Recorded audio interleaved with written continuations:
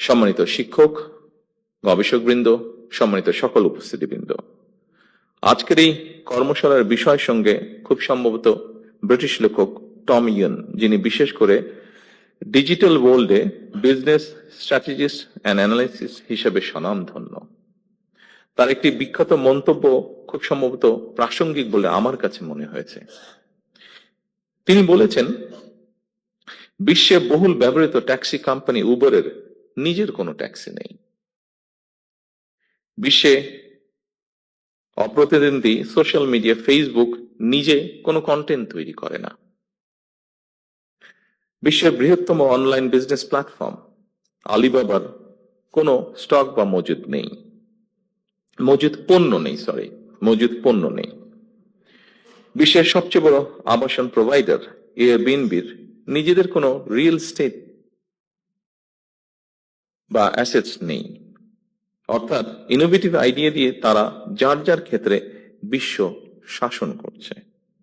এই প্রতিষ্ঠানগুলোই মূলত একটি স্মার্ট ইন্টারফেস। তারা সেবা দিচ্ছে না, বরং যারা সেবা নিতে চায় এবং যারা সেবা দিতে চায় তাদের এক জায়গায় নিয়ে এসেছে। এটি প্রযুক্তি নির্ভর জ্ঞান।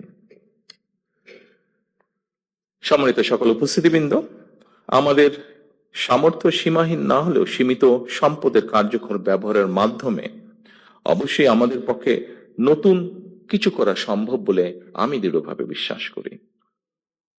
আমাদেরও প্রচুর মেধাবী মানুষ রয়েছেন যারা সুযোগ বা সুবিধা পেলে বিশ্বমানের কিছু করা তাদের পক্ষে অসম্ভব নয়। মেধা পাচার রোধ করে, মেধার বিকাশ, মেধা লালন করে আমরা ভবিষ্যৎ চ্যালেঞ্জ মোকাবেলা করতে চাই একসাথে। ফ্যাসিবাদ স্বৈরাচারের বিরুদ্ধে আমাদের তারুণ্য বারবার রাজপথে নেমে এসেছে। স্বাধীনতা প্রিয় গণতান্ত্রিকামী জনগণ আবারও অধিকার আদায় মিছিলে সামিল হয়েছিল। এভাবে দীর্ঘ ১.৫ দশকের বেশি সময় হাজারো প্রাণের বিনিময়ে বাংলাদেশে একটি গণতান্ত্রিক সরকার বর্তমানে প্রতিষ্ঠিত হয়েছে। জনগণের কাছে দায়বদ্ধ এই সরকার বর্তমান এবং ভবিষ্যৎ প্রজন্মের জন্য একটি নিরাপদ বাংলাদেশ বিনির্মাণের কাজ শুরু করতে চায়।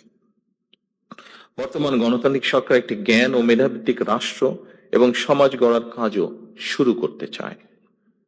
জ্ঞান ও মেধাভিত্তিক সমাজ গঠনের মূল ভিত্তি হলো এমন একটি পরিবেশ তৈরি করা যেখানে শিক্ষা, গবেষণা, মেধা, যোগ্যতা এবং সৃজনশীলতায় গুরুত্ব পাবে সর্বোচ্চ। সম্মানিত শিক্ষকবৃন্দ, গবেষকবৃন্দ, সম্মানিত সকল উপস্থিতিবৃন্দ, আমরা এমন একটি শিক্ষা ব্যবস্থা গড়ার কাজ শুরু করতে চাই যেখানে প্রতিটি শিক্ষার্থী নিজের সম্ভাবনাকে বিকশিত করার সুযোগ পাবে। আমরা সম্মিলিত প্রচেষ্টা এমন একটি শিক্ষা ব্যবস্থার কাজ শুরু করতে চাই যা আমাদের বর্তমান এবং ভবিষ্যৎ বাংলাদেশকেও করবে আলোকিত। সমৃদ্ধ ভবিষ্যতের সাথে প্রযুক্তিগত উৎকর্ষতার আমরা অবশ্যই আলিঙ্গন করব। তবে আমরা যেন আমাদের রাষ্ট্র ও সমাজের আবহমান কালের ধর্মীয়, সামাজিক, নৈতিক মূল্যবোধ হারিয়ে না ফেলি। আমি এ ব্যাপারে শিক্ষক, বুদ্ধিজীবী, সাংবাদিক, পেশাজীবী তথা সকল শ্রেণী পেশার মানুষের প্রতি সতর্ক এবং সজাগ থাকার বিনীত আহ্বান জানিয়ে আমার বক্তব্য এখানেই শেষ করছি। আল্লাহ হাফেজ। বাংলাদেশ জিন্দাবাদ।